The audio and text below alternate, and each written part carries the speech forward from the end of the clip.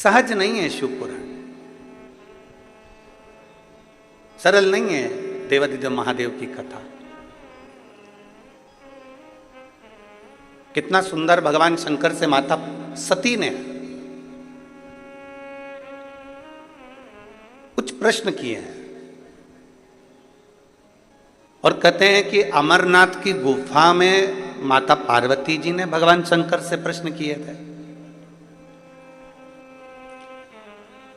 सौराष्ट्र की पवित्र भूमि पर भगवान महेश से माता उमा ने प्रश्न किए थे।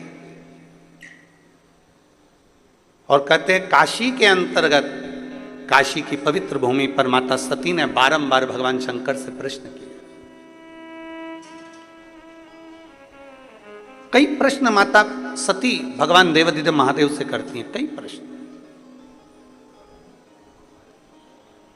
और उसी में एक प्रश्न माता सती ने भगवान शंकर से किया है। और वो प्रश्न ये जितने शिव भक्त यहाँ बैठे हुए हैं और जितने आस्था चैनल के माध्यम से और फेसबुक यूट्यूब के माध्यम से अपने घरों में बैठकर श्रवण कर रहे हैं, उनको भी इस प्रश्न का उत्तर ज्ञात होना चाहिए। सती मैया ने एक प्रश्न बड़ा, एक भारी प्रश्न माता सती ने भगवान देवादिदेव महादेव से करा।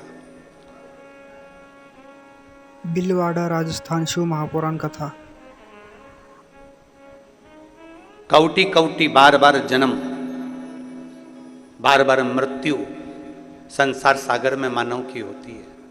फिर जन्म होता है, फिर मृत्यु होती है, फिर जन्म होता है, फिर मृत्यु होती है।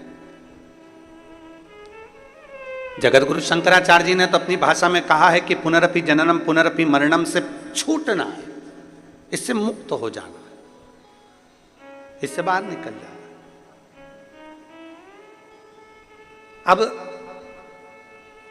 देवादिदेव महादेव की पवित्र कथा कहती है कि माता सती कहती हैं भगवान देवादिदेव महादेव से, भगवान शिव से, कि बार बार जन्म होता है, बार बार मृत्यु होती है, फिर जन्म होता है, फिर मृत्यु होती है। ये बार बार जन्म और मृत्यु के प्रपंच से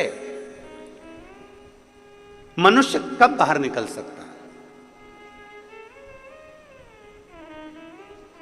ये इस जो चक्र चल रहा है, एक साइकिल जो चल रही है, एक सर्कल जो चल रहा है, इस सर्कल से हम कब मुक्त हो सकते हैं? और तेरी कृपा बिना ना हिले एक भी अणु, लेते हैं श्वास तेरी कृपा से तनु तनु। हम इससे मुक्त कैसे हों? बार बार जन्म होना, बार बार मृत्यु होना, फिर जन्म होना, फिर मृत्यु होना, फिर जन्म होना, फिर मृत्यु होना, इससे मुक्ति कैसे मिल सकती है? इससे मोक्ष कैसे मिल सकता है? ये साइकिल कैसे बंद हो सकती है?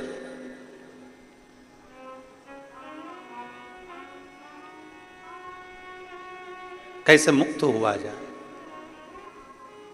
हम और आप जब संसार में जन्म लेते हैं तो जन्म लेने के बाद में अपना कर्म पूरा कर कर फिर चले जाते हैं। अब हमको नहीं मालूम कि हम आएंगे कि नहीं आएंगे।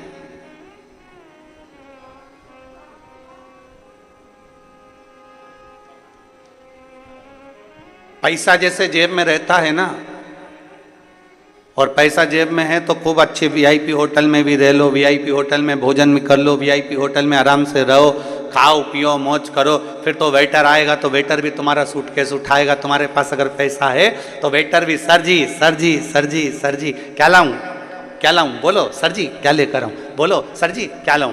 वेटर भी आपकी हाल हजूर करेगा। फिर वहां पर जाकर अपना अपना भोजन बनाते, लकड़ी जलाते, भोजन बनाते, फिर तीर्थ करते थे।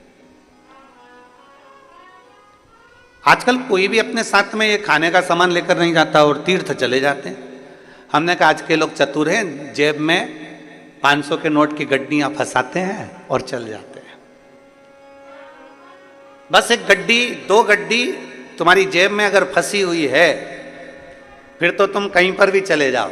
जी सर होटल रूम खोलो, जी सर वीआईपी दर्शन, जी सर अभी आइए, बस अंदर अभी दर्शन कराता हूँ, अभी जल चढ़वाता हूँ, अभी तुमको प्रणाम करवाता हूँ, जी सर ले।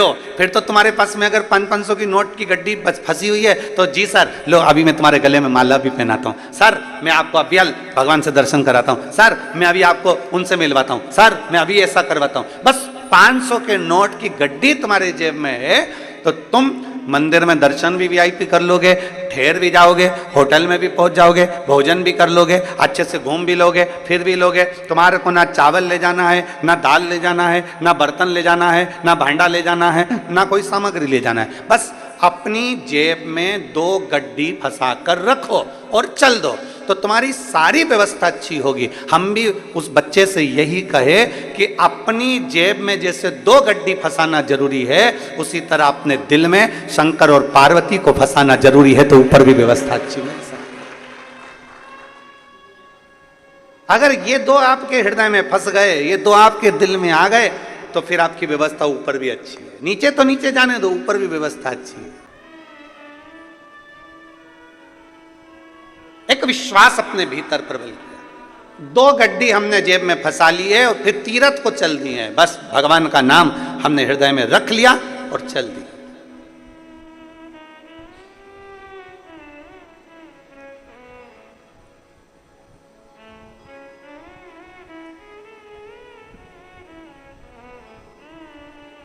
और जितने यहां श्रोता बैठे हैं ना, ये भी जरा विचार करिएगा।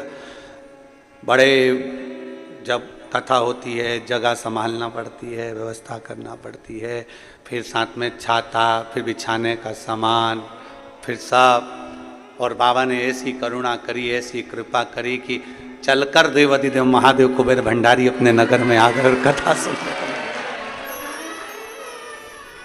ये कहीं ना कहीं कृपा है बाबा की, कहीं कृपा। और वो 2 गड्डी तुम्हारे पास में पहले से थी, वो 2 गड्डी तुम्हारे पास पहले से थी, शंकर और पार्वती की। ये तो पक्का है कि तुमने शंकर जी को जल लपक के ही चढ़ाया है, ये पक्का। अच्छा, जोरदार चढ़ा है।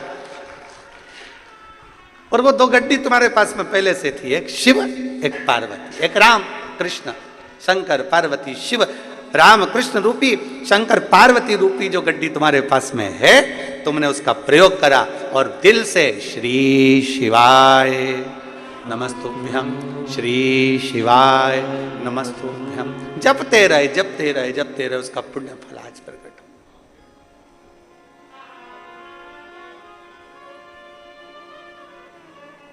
संपूर्ण जीवन का एक आनंद आप और हमको प्राप्त हो। माता सती ने प्रश्न किया काशी की धरा पर, काशी की भूमि पर, और काशी की धरा पर भगवान प्रश्न कर रही हैं माता सती भगवान देवाधिदेव महादेव से, भगवान शिव से, भगवान शंकर से। बाबा जी, हमारे मन के संशय को मिटा दीजिए। ये पुनरपि जन्म पुनरपि मरणम, बार बार जन्म बार बार मृत्यु के प्रपंच से कैसे छूटा जाए, वो हमको बता दीजिए।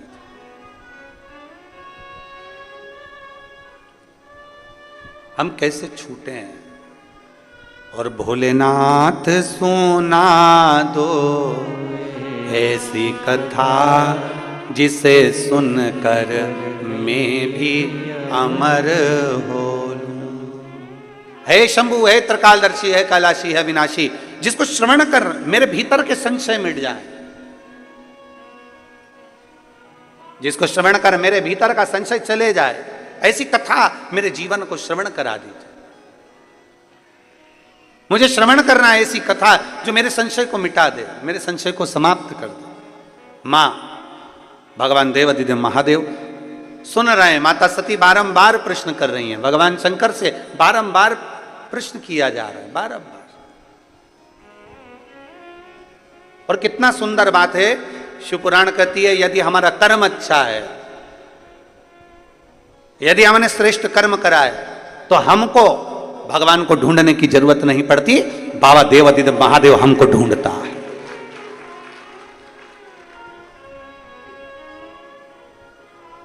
अगर हमारा कर्म अच्छा है, अगर हमारे कर्म श्रेष्ठ हैं, तो हमको बाबा को ढूंढने की जरूरत नहीं, बाबा हमें ढूंढेगा। बाबा हमको ढूंढने के लिए नहीं करते। कर्म अच्छा करिए। अभी भिलाई की कथा में हमने एक बात कही थी कि बन सके जिस बच्चे को एजुकेशन की जरूरत है, अच्छी पढ़ाई की जरूरत है, और बच्चा अच्छा पढ़ना चाहता है, तो उस बच्चे को अच्छी पढ़ाई कराइए। किसी को चिकित्सा की जरूरत है और बहुत बीमार व्यक्ति है और उसको चिकित्सा की जरूरत है तो उसको अच्छी चिकित्सा कराए। किसी को एजुकेशन चाहिए, उसको एजुकेशन दिलाया जाए, किसी को चिकित्सा चाहिए, उसको चिकित्सा दिलाई जाए, जिससे वो अच्छे से अपने जीवन को आनंद पूर्वक जी सके, वो आगे बढ़ सके।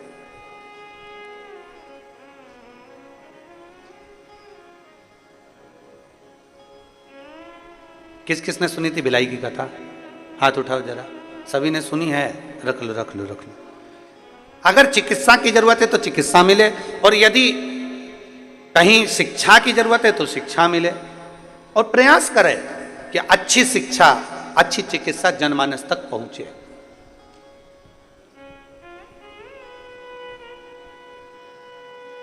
सती मैया कह रही है कि मेरे भीतर का संशय मिटा दो। कर्म अच्छा है तो आपको परमात्मा को ढूंढने की जरूरत नहीं, परमात्मा आपको ढूंढे। और अगर कर्म बेकार है, समय की अवस्था धीरे धीरे धीरे धीरे आती जाती है और मालूम पड़ जाता है कि हमारा आने वाला समय कैसा है। बचपन में कुछ अच्छा करा है तो जवानी में प्राप्त होता है, और जवानी में कुछ अच्छा करा है तो अधेड़ी में प्राप्त होता है, और अधेड़ी में कुछ अच्छा करा है तो बुढ़ापे में प्राप्त होता है। और यदि हम पूर्व से ही केवल थोड़ा थोड़ा थोड़ा थोड़ा पाप कर्म हमारा इकट्ठा होता गया तो बुढ़ापे में ये मत सोचना कि बहू तो रोटी दे देगी, बुढ़ापे में ये मत सोचना कि परिवार के लोग जी हजूरी कर लेंगे। अगर बुढ़ापा आते आते अपने ही अपने को ताना दे रहे हैं, बुढ़ापा आते आते अपने ही अपने को गाली दे रहे हैं, बुढ़ापा आते आते अपने ही अपनों को अपशब्द कर रहे हैं, तो फिर ये मान कर चलना कि हमने पूर्व का कर्म थोड़ा श्रेष्ठ नहीं कर पाए, इसलिए आज हमको सुनना भी पड़ रहा है और सहना भी पड़ रहा है। अपने कर्म थोड़े श्रेष्ठ करें, जितना बन सके श्रेष्ठता का कर्म थोड़ा थोड़ा करते चलिए, थोड़ा थोड़ा बहुत है।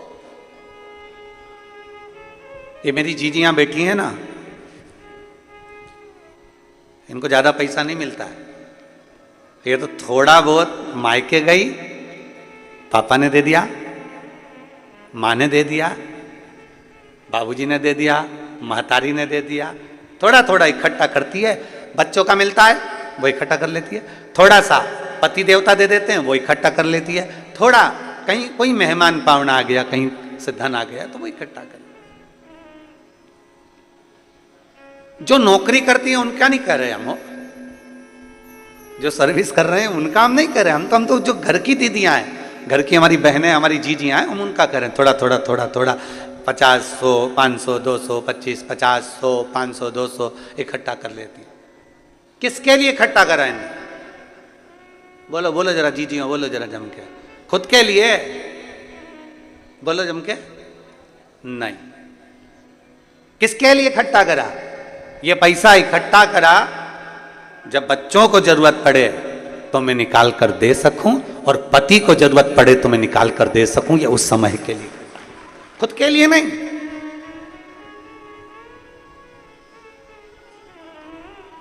एक कथा, अमलेश्वर की कथा में हमने कहा था कि स्त्री से उसकी उम्र मत पूछो और पुरुष से उसकी आय मत पूछो। स्त्री से उम्र मत पूछो और पुरुष से, जम के बोलो जरा, आय मत पूछो। क्यों? स्त्री से उम्र इसलिए नहीं पूछिए क्योंकि स्त्री अपने लिए नहीं जीती, एक नारी जब भी जीती है अपने परिवार के लिए जीती है, इसलिए नारी से उसकी उम्र नहीं पूछी जाती, उसकी उम्र नहीं पूछते कि तू कितने साल की है।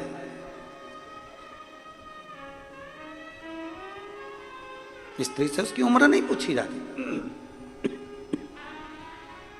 कि तू कितने वर्ष की है। और पति से, ये जितने मेरे जीजा बैठे हैं यहाँ पे और जितने आस्था चैनल पर जीजा कथा सुन रहे हैं, इनसे इनकी आय नहीं पूछी जाती, तुम कितना कमाते हो, कितनी आवक हो रही है,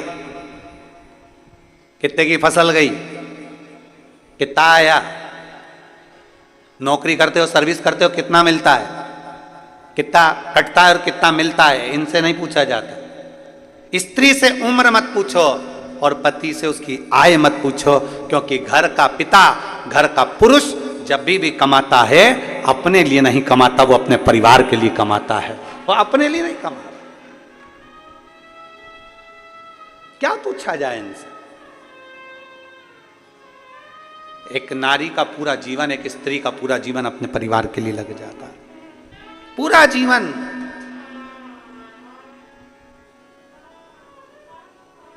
एक पुरुष का पूरा जीवन कमाने में, शुरू से बस कमाना कमाना कमाना कमाना कमाना, और कमाते कमाते कमाते कमाते उसका पूरा जीवन केवल परिवार के लिए हो जाता है, परिवार के लिए। जब उसको पता चलता है कि मेरी पूरी उम्र निकल गई और मैंने इसका भोग ही नहीं भोगा। मधुमक्खी छत्ता बनाती है,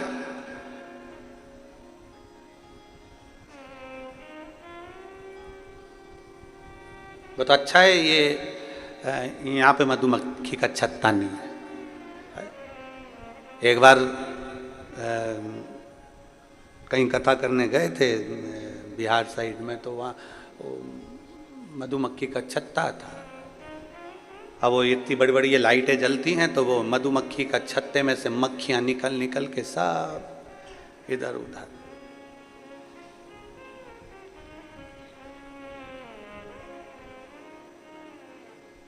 छत्तीसगढ़ सरकार को और छत्तीसगढ़ की प्रशासन को, दोनों को धन्यवाद है, बहुत बहुत साधुवाद, बहुत बहुत साधुवाद।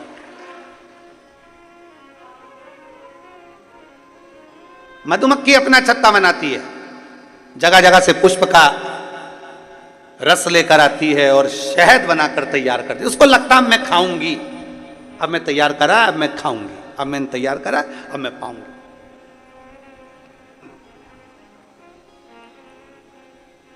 फिर सोचती है वो, अब मैं खाऊंगी। जीवन बहुत विचित्र है। मेरी जीजियों, मेरे जीजाओं, मेरी बेटियों, मेरे बेटाओं, मेरी माताओं, मेरे भाई, मेरे बंधु, मेरी माताएं, ध्यान रखना, जीवन बड़ा विचित्र है। जब दांत रहते हैं तब खाने को चने नहीं मिलते हैं, और जब चने मिलते हैं तो मुंह में दांत नहीं रहते। पूरा जीवन तो हम संघर्ष में निकाल देते हैं। बस मेहनत करूंगा, अभी थोड़ा कमा लूंगा ना, इसके बाद घर बनाऊंगा, घर बनाऊंगा, एक नंबर का मकान बनाऊंगा, गाड़ी लाऊंगा, ये करूंगा, वो करूंगा। मालूम पड़े घर भी बना लिया, गाड़ी भी लिया है, पर शरीर ऐसा हो गया कि घर तो नंबर 1 का बनाया, पर ऊपर एक बार अगर चढ़ गई तो 3 दिन बाद नीचे उतरी है। फिर क्या मतलब का घर? कई कई माताओं को बड़ा शौक रहता है, बस अपने पति से कहती हैं अपने एक मकान बनाएंगे। इतनी बारिश होती है ना, कपड़े सुखाने की जगह नहीं है अपने घर में। अरे बोलो तो सही है कि गलत है? अपने यहाँ कपड़े सुखाने की जगह नहीं है, अपन एक मकान बनाएंगे और घर में ऐसा ऊपर ऐसा शेड लगा देंगे जहां पर कपड़े सूख जाए, कर जाए, और ऊपर अपन 2 मंजिल का बना लेंगे, बच्चों का कमरा अलग, इस बेटी का कमरा अलग, दामाद अलग, तो ये सब चीज कमरे कमरे बना देंगे और ऊपर अच्छी व्यवस्था कर देंगे कपड़े वपड़े सूखने की। अब मालूम पड़े बेचारे पति ने हिम्मत कर कर, मेहनत कर कर, कमा कर घर बना दिया। घर के ऊपर कमरे, कमरे के ऊपर छत भी बना दी, और छत पे ऐसी व्यवस्था भी कर दी कि कपड़े सूख जाएं। अब मालूम पड़ा जब मकान बनाने का कहा गया था तब उम्र दूसरी थी, और आज जब कपड़े की बाल्टी लेके ऊपर चढ़ी तो मालूम पड़ा 4 घंटे तक वहीं पर बैठी है। भगवान भोलेनाथ, शंभुनाथ, त्रिकालदर्शी, कैलाशी, अविनाशी, इतने में नीचे आवाज पहुंची बहू के पास में, मम्मी क्या हो गया? इतने में मम्मी झरोके में से झांक के बोली, तेरी मम्मी जा रही ऊपर। तुरंत नीचे से बहू दौड़ी दौड़ी ऊपर गई और मम्मी को देखा हालत खराब, मम्मी को पानी वानी पिलाया उसने। जब दांत हैं तो चने नहीं है, और जब चने हैं बोलते जाओ जम के, दांत अभी कमा रहे तो विचार कर रहे हैं गाड़ी लूंगा, गाड़ी लूंगा, गाड़ी लूंगा। कमाते कमाते कमाते कमाते एक अवस्था डल गई और मालूम पड़े बुढ़ापे में गाड़ी भी आ गई। गाड़ी तो आ गई पर डॉक्टर ने कह दिया ज्यादा बैठ नहीं सकते, पीठ का गुरिया खसक गया।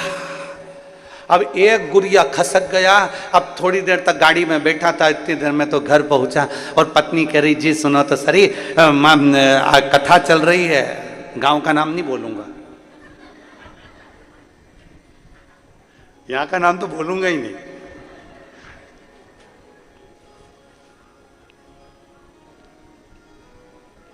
वो तो बहुत समझदार हो तुम, वैसे समझ जाओगे। कथा चल रही है, अच्छा जाना है, अच्छा, पर मैं ज्यादा गाड़ी में नहीं बैठ सकता, मेरा गुड़िया खसका है। कमाते कमाते जिंदगी निकल गई। अब गाड़ी में घूमने का शौक लगा, गाड़ी चलाने का शौक लगा, गाड़ी में जाने का शौक लगा तो मालूम पड़े गाड़ी नहीं चला सकते, गाड़ी में बैठ नहीं सकते। मकान बनाने का शौक लगा, मकान तो बड़ा बन गया, पर मकान में ऊपर चढ़ने का, आप सब यहाँ बैठे हो, तुम्हारा अगर 2 मंजिल का मकान होगा ना, तुम गारंटी है हफ्ते 2 हफ्ते या महीने 2 महीने 4 महीने में एक आध बार ऊपर जाते हो गए। और हम तो निवेदन करें इतनी जल्दी जाओ भी मत, क्या करोगे, एक आध बार का चले तो गए, ऊपर इतना धूल इतना पानी इतना फैला रहा देखा, दूसरी बार मन में सोचा कब तक करूं मैं, तो मेरे से तो बन ही नहीं, और नीचे चली गई हो, फिर नहीं आई ऊपर, फिर नहीं जा। दांत थे तब चने नहीं, कमाते कमाते कमाते कमाते कमाते कमाते जीवन निकल गया। और फिर भी बच्चों ने कहा तुमने हमारे लिए किया क्या, फिर भी कह रहे हैं तुमने हमारे लिए किया क्या। अरे एक मां अपनी पूरी उम्र तुम्हारे ऊपर न्यौछावर कर देती है, और एक बाप पूरी उम्र कमाते कमाते कमाते कमाते अपनी पूरी जिंदगी तुम्हारे ऊपर पूरी कमाई हुई धन दौलत तुम पे न्यौछावर कर देती है। इसीलिए हमने भिलाई की कथा में कहा था कि दुनिया की सबसे बड़ी दौलत है, दुनिया की सबसे बड़ी दौलत समय, दुनिया की सबसे बड़ी दौलत है समय, और दुनिया की सबसे बड़ी पूंजी है माता और पिता। समय, माता पिता, इसका आदर करो, समय की कीमत को समझिए, समय के अनुभव का आनंद लीजिए, समय को समझने का प्रयास करो। आज जो समय है कल नहीं रहेगा, जो कल है वो परसों। सोना गया वापिस आ जाएगा, चांदी गई वापिस आ जाएगी, गाड़ी गई वापिस आ जाएगी, बंगला गया वापिस आ जाएगा, पर जो समय चले गया वो वापिस नहीं आ सकता। वो गया तो गया, फिर नहीं आने वाला। इसलिए समय की अनुकूलता समझिए कि हमारा बचपन है उसको भी हम श्रेष्ठता में जिए, हमारी जवानी है उसको भी हम श्रेष्ठता में जिए, हमारी अधेड़ी है उसको भी हम श्रेष्ठता में जिए, और हमारा बुढ़ापा है उसको भी हम श्रेष्ठता में जिए। दुनिया तो गलती छांटने के लिए बैठी है। एक पति पत्नी गार्डन में घूम रहे थे, बगीचे में दोनों घूम रहे हैं, पति और पत्नी दोनों। घूमते घूमते देखा कि सामने से कुत्ता आ गया। पत्नी घबरा गई, सामने से कुत्ता, पत्नी घबराई, थोड़ा पीछे हटी, कुत्ता और आगे बढ़ा, पत्नी और पीछे हटी, कुत्ता और आगे बढ़ा, पत्नी और पीछे हटी। पति को लगा ये कुत्ता मेरी पत्नी को काट खाएगा, कल बच्चों को स्कूल भेजना है, टिफिन कौन बनाएगा, कौन बनाएगा, मेरे को दुकान जाना है, मेरा भोजन कौन बनाएगा, करूं क्या।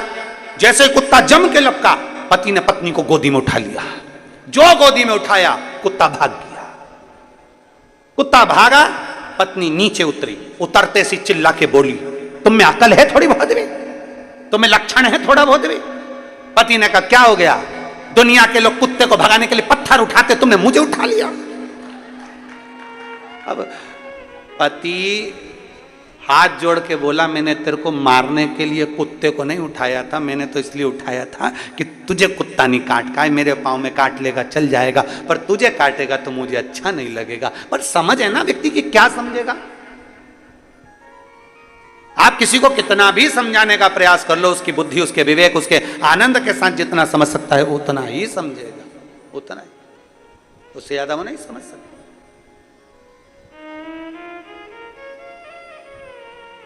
बहुत बहुत कठिन है महाराज। ज्ञानी को समझाया जा सकता है,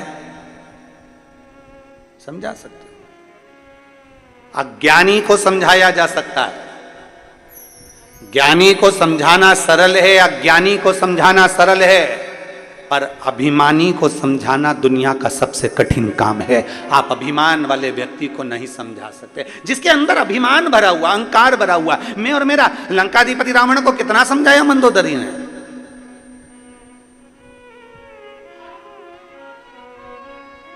लंकाधिपति रावण को विभीषण ने समझाया मंदोदरी ने समझाया, स्वामी सीता जी को लौटा रही है, स्वामी सीता जी को लौटा दीजिए। पर अभिमान भरा हुआ था भीतर, मैं और मेरा, मैं 10 आनंद, 10 ग्रीवा, हजारों हाथ, क्या समझती है मंदोदरी तुम मुझको? मंदोदरी बार बार समझाती है, नाथ तुम भले 1000 हाथ हो, तुम्हारे भले तुम्हारे 10 मुख हो, पर एक स्त्री पर स्त्री पर तुम्हारी जो दृष्टि पड़ी है ये पूरे कुल को डुबो देगी। कहते हैं पराया धन और पराई स्त्री पूरे जीवन को बर्बाद कर देती है, पूरे जीवन को बर्बाद कर देती है। पराया धन और पराई स्त्री पूरे जीवन को बर्बाद कर देती है। कितना सुंदर वर्णन आया है। एक संत, एक भगवान का भक्त निकल कर जा रहा था, उसके साथ उसकी पत्नी थी, बड़े प्रेमी जीव थे, भगवान के अविरल भक्ति में रमने वाले। जा भगवान शंकर का गुणगान करते करते जा रहे हैं, नमः शिवाय, ओम नमः शिवाय, नमः शिवाय, ओम नमः शिवाय, नमः शिवाय, ओम नमः शिवाय, नमः शिवाय, ओम नमः शिवाय, चले जा रहे। इनका नियम था, जंगल से लकड़ी लाते, लकड़ी को बेचते, बेचकर अपना यापन करते, लकड़ी बेचकर अपना जीवन यापन करते थे। अब आज दोनों पति पत्नी जैसे ही जाने लगे, पार्वती जी ने शिव जी से कहा, बाबा, ए भोले बाबा। शंकर जी बोले, हम गौरा बोलो क्या बात है। पार्वती जी बोल रही हैं, बाबा ये दोनों पति पत्नी आप और हमको भजते रहते हैं, दिन भर शिव शिव शिव शिव जपते रहते हैं। ये पति पत्नी दोनों दिन रात शंकर का नाम लेते हैं। बाबा बहुत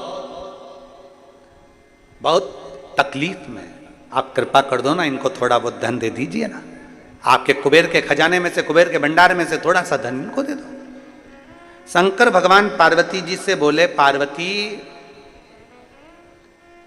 मैं दे तो दूंगा, पर इनके भाग्य में अभी धन श्रेष्ठ नहीं है,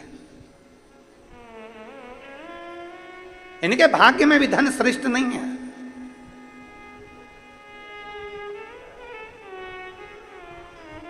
जिसका जितनी किस्मत में होता है, जब भाग्य में होता है तब प्राप्त होता है। जरा विचार करिएगा, कथा मुंगेली में होने वाली थी, डोम लग चुका है, स्टेज बन चुका है, मंच व्यवस्था हो चुकी है, सारी व्यवस्था हो चुकी है, पर पानी कीचड़ सब उस पंडाल में इतना भर चुका था कि पांव रखो और पांव उसमें जा रहा था, दब रहा।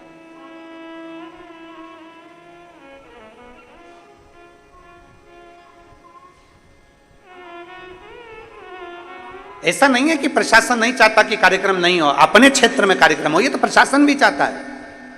क्षेत्र के चाहे कलेक्टर हो, एसपी हो, एसएसपी हो, कमिश्नर हो, आईजी हो, डीएसपी हो, एसडीएम हो, हर तहसीलदार हो, हर टीआई, सब चाहते हैं कि हमारे क्षेत्र में भी बाबा की कथा हो। ऐसा नहीं कि नहीं चाहते, पर उनका भी एक भाव होता है कि सुरक्षित हो, सुरक्षा पहले, क्योंकि देखा हुआ है अभी भिलाई में जो कथा हुई है, भिलाई में 3 बार पहले कथा हो चुकी है, पर आपने देखा होगा ये जो चौथी कथा भिलाई में हुई, जो 3 कथा हुई है, उन कथा से भी ज्यादा भीड़, ज्यादा भक्त भिलाई की इस कथा में पहुंच गए, और इतने भक्त पहुंचे कि पूरी रोडों पर चारों तरफ भक्त भरे हुए थे।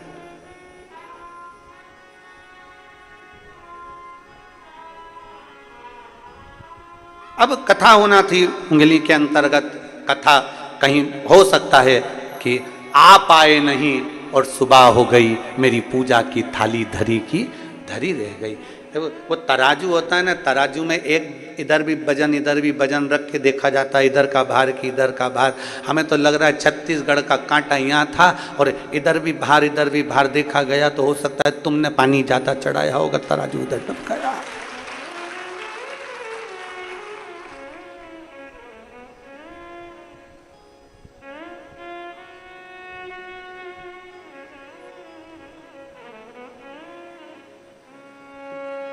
जैसे कथा यहाँ हो रही है वैसी की वैसी वहाँ पर भी प्रशासन ने उनसे कहा कि देखो आप चाहो तो एक कोई स्टेट में कोई अच्छा ग्राउंड मिल जाए, ऐसा छोटा सा कोई हॉल मिल जाए जिसके अंदर आप ऑनलाइन करा सको। और नहीं, हम कथा विशाल करा। पर तुम समझदार थे,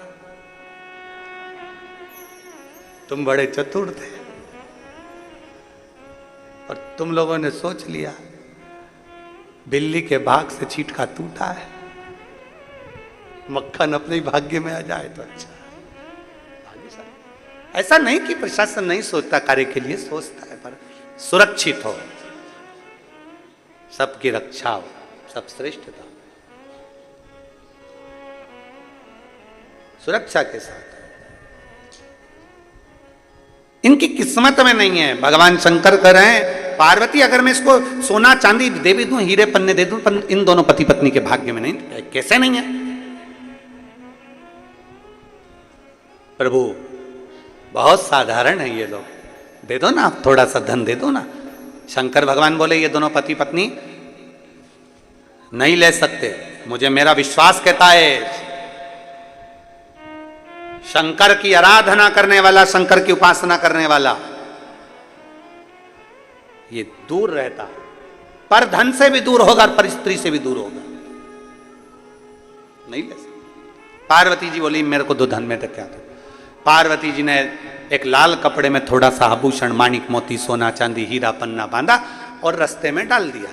जहां रास्ते से ये दोनों जा रहे थे, दोनों अलमस्त होकर नमः शिवाय, ओम नमः शिवाय, नमः शिवाय, ओम नमः शिवाय, नमः शिवाय, ओम नमः शिवाय बोलते बोलते जा रहे थे। इतने में पति की दृष्टि उस धन पर पड़ गई। पत्नी थोड़ी पीछे थी, पति की दृष्टि पड़ी धन पर। पति ने देखा किसी का सामान गिर गया है, सोना चांदी। पति ने देखा पीछे पत्नी आ रही है, उसने तुरंत वहीं से मिट्टी हटाई और उस पे धन पे डाल दी।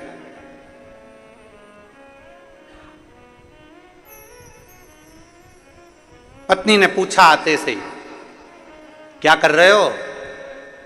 पति को लगा स्त्री का स्वभाव होता है थोड़ा सा, कहीं धन देखकर इसके मन में, लोगों के पर्दे देखकर मन में आ जाता है कि अगली दिवाली पे इसमें की पर्दे लाऊंगी। मिठाई खाते खाते मन में आ जाता है कि अगली बार हरियाली आन दे तो मैं ऐसा ही मीठा भात बनाऊंगी। तो उसके मन में यह ना आ जाए कि ये सोना देखे, हीरे पन्ने देखे, और इसके चित्तवृत्ति में यह ना आ जाए कि ये सारा धन मेरा हो गया, ये सारी संपदा मेरी हो गई। ना ना। पत्नी ने पूछा क्या कर रहे हो? पति बोले कुछ नहीं। स्त्री ने कहा मुझे मालूम है तुम क्या कर रहे हो। पत्नी बोली मुझे मालूम है तुम क्या कर रहे हो। पति ने पूछा क्या कर रहा हूं? पत्नी बोली मिट्टी को मिट्टी में दबा रहे हो।